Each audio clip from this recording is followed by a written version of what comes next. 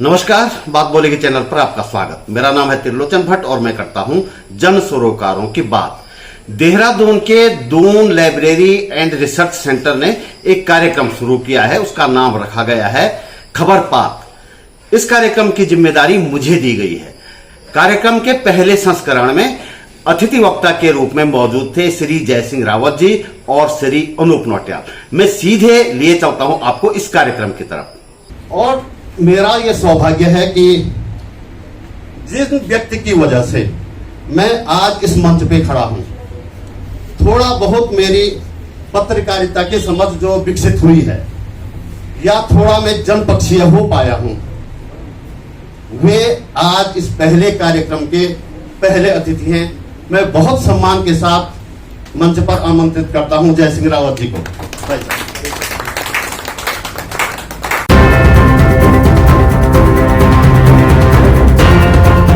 तो हम वैसे पहले विषय की तरफ चलें। पहला विषय हमारा है भूस्खलन, बादल फटना, और इसको हम तीर्थाटन और पर्यटन से भी जोड़े। सुंदर भाई से मैं निवेदन करूंगा 2 मिनट का एक वीडियो देख लेते हैं, इसके बाद हम बातचीत आगे बढ़ाएंगे। पहाड़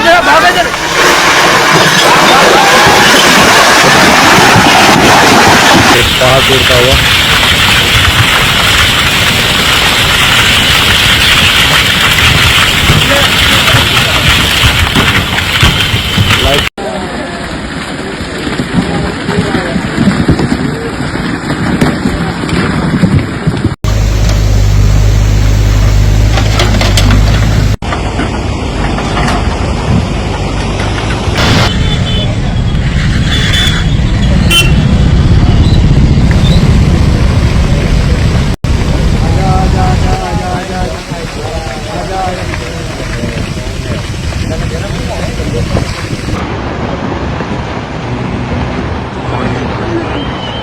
बोलना था क्या वहाँ।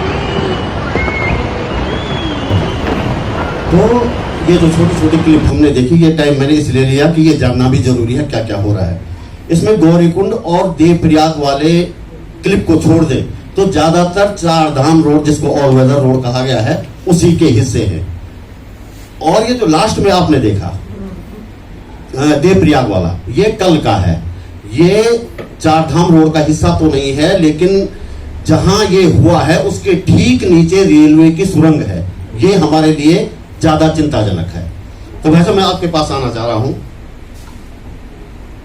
जब मैंने पत्रकारिता की शुरुआत की थी, आपके सानिध्य में आया था, तो तब मैंने देखा आप जो हैं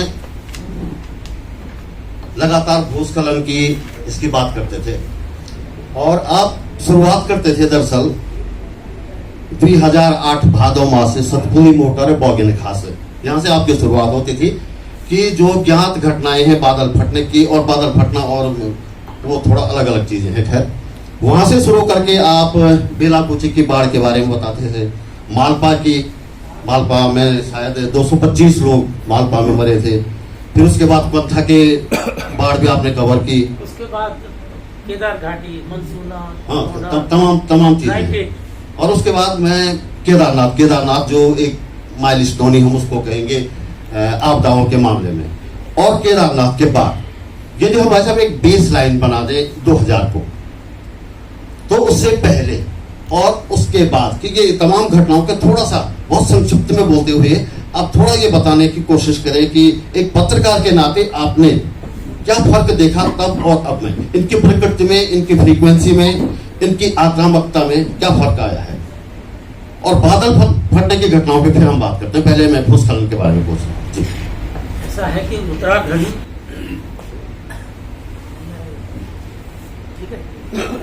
दैवीय आपदाओं की दृष्टि से बहुत संवेदनशील स्टेट है उत्तराखंड। और खासकर बरसात में लगभग हर साल, हम कितने सालों से इसकी रिपोर्टिंग करते रहे हैं, 100 के आसपास 100-125 लोग हर बरसात में मर जाते हैं इसकी वजह, आपदाओं की वजह से। और उसमें सबसे जानलेवा सबसे ज्यादा होती है आपकी भूस्खलन वाली। आपने देखा कल देवप्रयाग में क्या स्थिति है, हर जगह वो स्थितियां आ जाती हैं, लगभग 100 के आसपास आ जाती हैं। अभी उसकी जो इसरो ने पिछली बार 2023 में इसकी मैपिंग की है, लैंडस्लाइड मैपिंग की सारे देश की। ये 17 स्टेट्स की, 2 यूनियन टेरिटरीज है, लद्दाख और जम्मू कश्मीर। उसमें से 147 जिले लिए गए थे जिनकी मैपिंग हुई है, और 80,000 जो लैंडस्लाइड प्रोन एरियाज थे उनका सर्वे किया, उनकी मैपिंग की गई है इसरो ने। ये 2024 में रिपोर्ट रिलीज हुई। मैंने उस पर पढ़ा, क्यों, मैं लैंडस्लाइड का विशेषज्ञ नहीं हूँ, मैं भूगर्भवेत्ता नहीं हूँ, नहीं साइंस का कभी स्टूडेंट रहा, लेकिन हम लोग पढ़ते हैं, आप लोगों से पूछते हैं, फिर लिखना पड़ता है। अब लिखने के लिए तो हम हर सब्जेक्ट पर लिख देते हैं, इसका ये मतलब नहीं हम हर सब्जेक्ट के मास्टर हुए, लेकिन इस सब्जेक्ट पे मैंने बहुत कुछ लिखा है, और जैसे भाई काफी पहले से हम लोग लिखते रहे हैं। इस पर भी मेरे कुछ एडिट पेज में मेरे आर्टिकल छपे। एडिट पेज वो होता है, पूरा होता, हर एडिशन के लिए होता है, सबके लिए होता है। तो वो जो हुए थे उन 147 जिलों में 13 जिले भाई साहब उत्तराखंड के हैं, और उनमें भारत का सबसे ज्यादा संवेदनशील जिला है रुद्रप्रयाग, नंबर 1 जिला, और नंबर 2 है आपका टिहरी। टिहरी हो भी गया, पिछली बार वो गांव का गांव आ गया था। और रुद्रप्रयाग तो आपको जानते हैं, आप खुद वहां के रहने वाले हैं। वो जब मालपा वाली ट्रेजेडी हुई थी उसी साल 98 की बात है, सारी समूची केदार वैली, यहाँ से उधर मध्य महेश्वर घाटी तक, मनसूना है, गोंडार है, और सारे जो गाँव कहते हैं ना, गढ़वाली में पोल का नाम, मतलब उसको दरक रहे थे सारे पहाड़, इतना संवेदनशील हो गए थे। वो स्थितियां थी, तब भी थी, आज भी है। क्या किया उत्तराखंड सरकार ने? एक सर्वे किया।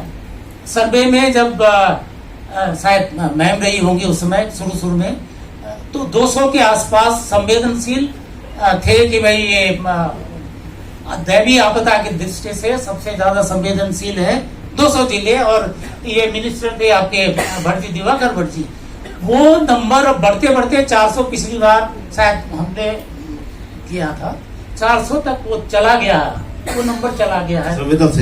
संवेदनशील जो गांव है उत्तराखंड के आपदा की दृष्टि से, और वो कौन से संवेदनशील है? वो लैंडस्लाइड वाले हैं, भूस्खलन वाले हैं। उनका क्या हुआ? अब ये तो बात आई, इसरो की रिपोर्ट सरकार के पास है। इससे पहले चंडी प्रसाद भट्ट जी ने 99 में, उस समय प्रभात कुमार कैबिनेट सेक्रेटरी होते थे, उनसे मिलके, और 6-7 डिपार्टमेंट थे भारत सरकार के साइंटिफिक डिपार्टमेंट्स, उनको नेशनल हाईवेज उत्तराखंड और हिमाचल प्रदेश का लैंडस्लाइड जोनेशन मैप तैयार करवाया था। उत्तराखंड का भी था ये, यहाँ तक उसमें केदारनाथ का भी था। और भट्ट जी ने 2 मीटिंग करवाई। टोलिया जी इस मामले में आप जानते हैं वो संवेदनशील होते थे, तो उन्होंने 2 मीटिंग कराई। वो रिपोर्ट कहाँ गई? Nobody knows. उसके बाद 4 धाम की आपकी ये बनी है, सड़क बनी है। भाई जरा सड़क तो चाहिए, सबको चाहिए, लेकिन और साइंटिफिक तरीका उसको अपनाया जाता। और जब अगर वो रिपोर्ट ध्यान में रखी गई होती तो शायद, क्योंकि लैंडस्लाइड आप जानते हैं पहाड़ के मैक्सिमम गांव भूस्खलनों पर हैं। होता क्या है, भूस्खलन कहाँ होते हैं? ग्रेविटी पे होता है ना, रॉक है, रॉक पर लैंड मास है, तो ग्रेविटी से नीचे खिसकता है नेचुरल। वही आज पहली बार भूस्खलन नहीं हो रहा है, ये युगों से, ये प्राकृतिक नियम है, भूस्खलन का भी होता है। भाई साहब मेरा सवाल ये था कि 2000 से पहले और अब क्या क्या फर्क आया है इनकी तीव्रता में, इनकी इसीलिए कह रहा हूँ कि वो जो अब ये जो फ्रीक्वेंसी, उसके कई कारण मैं बता रहा हूँ। भूस्खलन के कई कारण हैं। एक तो प्राकृतिक कारण है जो उसे होना ही है, और कुछ मैन मेड है, उसकी वजह से कुछ क्लाइमेट चेंज हो गया है, उसकी वजह से जो फ्रीक्वेंसी बढ़ गई है। अब धीरे धीरे उसकी फ्रीक्वेंसी, पहले कभी कभार होती थी, मैंने कहा जितने वो आपके लैंड मैक्सिमम जो गांव हैं वो लैंडस्लाइड पर है, क्योंकि ऊपर से लैंडस्लाइड आई को एल्यूवियल सॉइल होती है, वो उपजाऊ होती है। नीचे आके वो लैंडस्लाइड जो स्थिर हो जाता है, स्थिर होने के बाद लोग वहां मकान बनाने लगते हैं, खेती बाड़ी हो जाती है। मना 1873 से पहले तो कहीं भी आप खेती कर सकते थे। वो फिर जब जमीनों की हदबंदी हुई, लोगों की प्राइवेट लैंड होने लगी, उसके बाद वो गांव जो बसे हुए हैं अब उनको कहते हैं वो स्लीपिंग है, सोए हुए लैंडस्लाइड है। लेकिन जो मैन मेड जो बात आती है, जो हम जो छेड़छाड़ करते हैं, वो जाग जाते हैं। अब हो क्या रहा है, देखो डेवलपमेंटल एक्टिविटीज बढ़ रही हैं, तो वो जो सोए हुए लैंडस्लाइड है, माना जो हमने ये 4 धाम रोड बनाई है, उसके कई वो एलिवेटेड रोड बन सकती थी, कई जगह टनलिंग हो सकती थी। अब क्या कहा, जल्दबाजी में आपने काट दिया। अब बीच में जब काटा तो ऊपर से वो ग्रेविटी पे वो जो लैंड मास वहां टिका हुआ है वो आएगा ना, वो नीचे आएगा, आ रहा, और अब तो वो गोली की माफिक आ रहा है। और अक्सर एक्सीडेंट हो रहे हैं, यात्री मर रहे हैं, इस वजह से हो रहा है। तो उसका भाई प्राकृतिक तो है, लेकिन जो उसकी आप जो आपका कहने का मतलब है, जो फ्रीक्वेंसी बढ़ गई है, हम लोग जो छेड़छाड़, अभी आप ये देखो ना, जोशीमठ देखो, जोशीमठ में भी हो रहा है लैंड क्रीपिंग, क्यों हो रही है? वो इतना अधिक, जब आप उसका जोशीमठ का हिस्ट्री देखो तो सदी की मेरे ख्याल से 50-60 साल पहले ही वहां 600 की आबादी थी, 600, और आज वहां पॉपुलेशन कितनी है? 20,000, 25,000, और जो फ्लोटिंग पॉपुलेशन होगी वो कहाँ होगी? और क्या है, जब 1975 में जब मालूम हो गया था कि ये बड़ा संवेदनशील है, ये लैंडस्लाइड पर है और ये खिसकेगा, उसके बाद वहां कंस्ट्रक्शन होता गया, इतना मिलिट्री आ गई, ITBP का अबिलिटी का पूरा वहां वो आ गया, पूरी ब्रिगेड आ गई। अब लोगों ने जो बनाया, मकान बनाए को बनाए, पानी कहाँ जा रहा है? जमीन के नीचे जा रहा है, जमीन के नीचे जा रहा है। वो जमीन के नीचे तो खोखला होता है, वो तो दलदल बनता जा रहा है, वो पानी निकलता रहा था नीचे, क्या हुआ? तो वो डिस्टर्ब हो गया तो सिंक करना शुरू हो गया, उसने शुरू कर दिया। हमारे अधिकांश पहाड़ी नगर की स्थिति वही है, क्योंकि वो बने हुए हैं लैंडस्लाइड पर, सोए हुए सुप्त जिसे कहते हैं, लैंडस्लाइड पर बने हुए हैं। लेकिन वहां आपने ड्रेनेज सिस्टम, ड्रेन तो आपने है नहीं, कुछ किया नहीं है। और उसके बाद आप जो सोक पिट्स हैं और बन गए, जो पानी जो आ रहा है बाहर, जितनी आबादी के लिए जो पानी आ रहा है वो कहाँ जा रहा है? धरती के नीचे आ रहा है, और धरती के नीचे जा रहा है, वो नीचे खिसकता है, जो मिट्टी निकलती जा रही। That is the problem. इसलिए जो फ्रीक्वेंसी आप कह रहे हैं, इसलिए बढ़ गया है, क्लाइमेट चेंज हो रहा है। वो तो आपने क्लाइमेट चेंज हो रहा है तो केदारनाथ की आपने आपदा देख ली। और मैं ये कह रहा था, जो शुरू में जो भारत सरकार ने लैंडस्लाइड ड्यूरेशन मैप बनाया था, उसमें केदारनाथ का भी जिक्र था। और ये समझिए कि अब जोशीमठ पर हमारे जो सरकारी जो थे, प्रोफेसर बिस्ट थे और रोतेला, उनकी रिपोर्ट थी, मैंने आर्टिकल लिखा उस पर 2010 में, जोशीमठ के बारे में था। Landslide looms large over Joshimath. थोड़ा सा मैं क्वेश्चन आपने अभी जोशीमठ की जनसंख्या की बात की है, मतलब कैरिंग कैपेसिटी का मामला है, नोटियालजी लगातार इस पे बात करते रहते हैं। तो क्या केदारनाथ, बद्रीनाथ और दूसरे धामों में बहुत ज्यादा भीड़ भाड़ का भी कुछ असर पड़ रहा है? उससे भी क्या इस तरह की घटनाएं बढ़ रही हैं? साथ में 4 धाम का तो आपने बता ही दिया, तो इससे भी क्या फर्क पड़ रहा है? निश्चित रूप से मैंने पहले भी निवेदन किया आप सबसे कि देखिए, मैं विशेषज्ञ नहीं हूँ और मैंने साइंस भी नहीं पढ़ी, थोड़ा कभी ग्रेजुएशन जनरल साइंस पढ़ ली होगी, ऐसे ही जो आजकल 5वीं 6वीं में पढ़ते हैं, मैं ज्यादा, लेकिन हम लोग जो पढ़ा है इसकी बात है।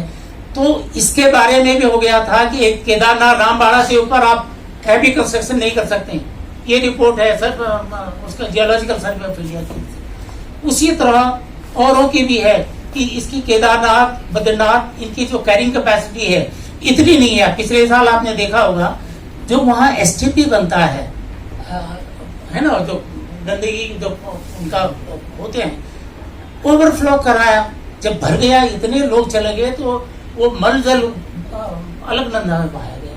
देखे हमने भी छापो वो वायरल हुए, वो क्या कहते हैं, वीडियो वायरल हुए हैं, पवित्र अलकनंदा में इस तरह से करो। ये कहाँ जाएंगे लोग?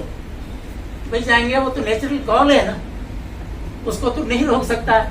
जो उत्तराखंड आएगा, जितना यात्री आएगा, लाख करोड़, और अब कहते हैं साहब करोड़ लोग चले जाएंगे बद्रीनाथ, तो मतलब दैट विल बी डिजास्टरस। मतलब इससे बड़ा तो मेरे ख्याल से खतरनाक बात कोई नहीं होती। इसी से थोड़ा मेरे एक सवाल और है कि अभी एक अभी आने वाला है वो 12 साल में आता है वो नन्ना राजा था। पिछली बार कहता था 50,000 लोग चलेगी।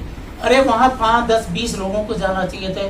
उन्होंने क्या किया, वहां से वो ब्रह्म कमल उखाड़ने लग गया, वो सालम पंजा टाइप का, वो कुछ लोग इसलिए गए थे यार उखाड़ के लिया है। उन्होंने वो जो बुग्याल थे रौंद डाला सारा, मतलब इतने लोगों को तमाशा बना दिया। उतनी ऐसी संवेदनशील जगह पर इतने लोगों का जाना, तो ये तो वैज्ञानिक भी कहते हैं, कोई भी वैज्ञानिक थोड़ा भी सोच होगी वो कहेगा हायर हिमालय पर इतने लोगों का जाना ठीक नहीं है, वो दिख रहा है।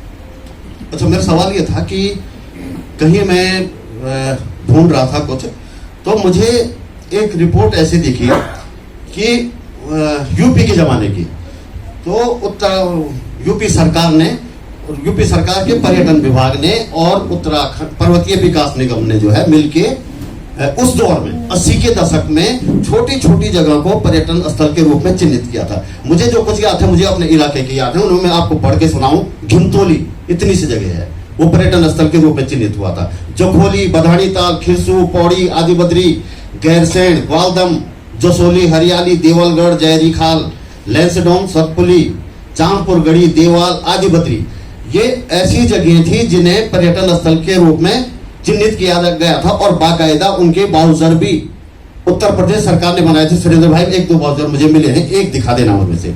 तो बाउचर भी बनाए थे, हालांकि उसमें काम बहुत ज्यादा नहीं हुआ, ये बात सही है। और काम ज्यादा नहीं हुआ इसीलिए हमने 1994 की इतनी बड़ी लड़ाई लड़ी और अलग राज्य हमें मिला। हाँ, इसलिए इस तरह के बाउचर बहुत सारे कुछ मुझे मिले हैं।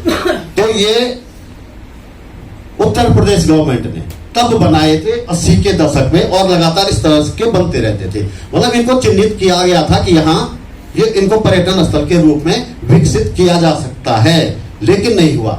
2000 में जब हमने राज्य हासिल कर लिया, तब इस पे क्या ध्यान दिया, क्यों नहीं दिया गया? क्या ये हमारी सरकार की, उत्तराखंड की सरकार की विफलता नहीं है? ये जिज्ञासा है मेरी। देखिए, जो आप बात कर रहे हैं, जहाँ तक मैं समझता हूँ, ये पांते जी की सोच थी ये, क्योंकि सुरेंद्र सिंह पांते जी डायरेक्टर जनरल रहे हैं टूरिज्म उत्तर प्रदेश में। तो उस समय बल्कि उनका मुख्यालय भी, मतलब उनको लखनऊ होना चाहिए था। डायरेक्टर बैठ रहा था उनके ऊपर और डायरेक्टर जनरल बैठ रहा था यहाँ राजपुर रोड पर, पांते जी इधर ही बैठते। तो ये उनकी सोच थी। एक बात थी, अभी जो कहते हैं कि जो हमारे जो पर्यटन स्थल है, जहाँ पर जिनकी कैरिंग कैपेसिटी का संकट हो गया, वहाँ ट्रैफिक जाम की स्थिति आ रही है, आपके मसूरी हो, वो ये आता है कि जो पर्यटन स्थल जो अंग्रेजों ने आइडेंटिफाई किए थे, जो विकसित किए थे, उसके बाद की सरकारों ने नहीं कर पाए, और नहीं, है ना, ध्यान नहीं दिया। वही थे जो पुराने थे, उनकी कैरिंग कैपेसिटी खत्म हो गई। अब कैरिंग कैपेसिटी खत्म होने का 10 दिक्कतें आ रही। अब मसूरी में भी वही संकट आ गया, शिमला में पिछली बार हुआ था, वही यहाँ इसके नैनीताल की वही स्थिति होने वाली है। वहाँ जो मकान बने हुए हैं 100-150 साल पुराने मकान है, कभी भी वो कोलैप्स हो सकते हैं। यहाँ का भी हाल आप देखो, मसूरी की भी वही स्थिति है। इस वीडियो में इतना ही। कार्यक्रम का अगला हिस्सा अगले एपिसोड में।